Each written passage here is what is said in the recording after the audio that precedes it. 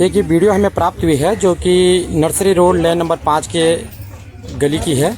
इसमें एक ये गौ माता है जो प्रसव पीड़ा से ग्रसित है और इनके द्वारा सूचना दी गई थी करीब 3 से 4 घंटे पहले, पर ये गौ माता को देखने के लिए अभी तक कोई नहीं आया है।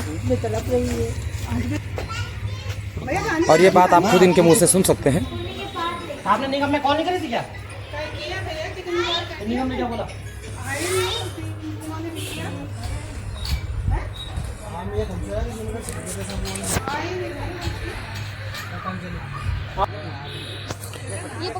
और इन सभी जिन्होंने ये सूचना संबंधित विभाग को दी थी उनको सबको हमने साथ में लेके इस गौ माता को बचाने का प्रयास शुरू करा है, क्योंकि इनको दर्द है इसलिए ये यहाँ पे खड़ी हैं। पर मेरे समझ में एक बात ये नहीं आती है कि जब हम ऐसे कार्य करते हैं या ऐसे कार्यों को लगातार करते आ रहे हैं तो हमें इस तरह से गलत बातें बोलना ये मन को दुखती भी हैं। और मैं आप सभी जो भी वीडियो देख रहे हैं या हमारा किसी भी तरह से सहयोग करते हैं उन सभी से एक अपेक्षा रखता हूं कि कृपया वो ज़्यादा से ज़्यादा इन वीडियो को शेयर करें, कमेंट करें, जिससे हमें ये पता चल सके कि हम ये कार्य गलत कर रहे हैं या सही कर रहे हैं। क्योंकि हमें आपके जो कमेंट होते हैं उन्हीं से एक प्रेरणा मिलती है, हमें एक शक्ति मिलती है, जिससे हम इन जो कुकृत्य के लोग कर रहे हैं उनसे लड़ने की एक शक्ति मिलती है। और वो तभी मिलेगी जब आप हमें सहयोग करेंगे। अब आप देख सकते हैं इस बच्चों को बाहर निकाला जा रहा है और इस गौ माता के साथ सबसे बड़ी परेशानी ये है कि जो ये गौ बच्चा है ये उल्टा है पैदा हो रहा है, इसका जो पिछला हिस्सा वो पहले आ रहा है।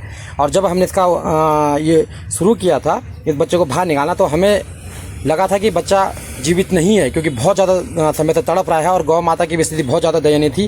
पर कहते हैं कि जब प्रयास किया जाता है तो भगवान भी साथ देता है, और इसी प्रयास को सफल बनाया है इस गौ माता की कृपा से। और इस धरती के रखवाले ने इस गौवंश को और इस गौ माता को दोनों को ही बचा लिया है। और ये बहुत खुशी की बात है कि उल्टा बच्चा पैदा होना और उसका सही तरीके से सांस ले पाना, ये बहुत ही ज़्यादा अचंभित करने वाली बात है। हो सकता है अगर थोड़ा और देर होती तो ये गौ माता साथ में ये जो गौवंश है ये दोनों भी इस धरा में नहीं रह पाते।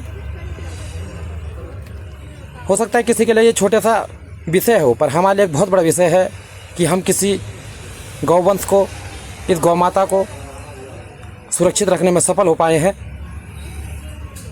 हम हमेशा प्रयास करते हैं, कई बार इसमें असफल भी होते हैं,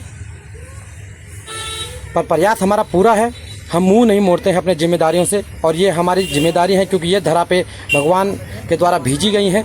और हमें सबसे ज़्यादा दिमाग इसलिए दिया गया है कि हम इनकी सुरक्षा कर सकें, इनकी रक्षा कर सकें, ना कि इनकी परेशानियों में इनसे मुंह मोड़ें। आप समझ सकते हैं ये गौ माता कितने ज़्यादा परेशानी में रही होगी।